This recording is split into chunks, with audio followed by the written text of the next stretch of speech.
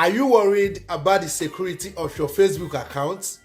One simple way to protect your Facebook account is by enabling two-factor authentication. So in this video, I'm going to show you how to set up two-factor authentication on your Facebook account. So if you want to keep your Facebook account safe, make sure you watch this video till the end to learn how to set up two-factor authentication on your Facebook account, okay? So let's go.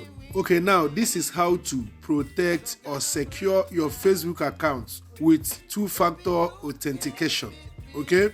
So first, log into your Facebook account and tap on this your profile icon. Then scroll down and tap on settings and privacy. Here, tap on settings.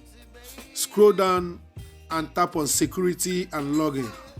Then scroll down, you will see two-factor authentication. Tap there. So now you can choose your security method, your two-factor authentication security method. Now you want to receive a two-factor authentication code through your phone SMS, or you choose to secure it with an app, recovery codes, or security key. But I prefer you choose text message through SMS on your phone. So that is it. This is how to secure and protect your Facebook account with two-factor authentication.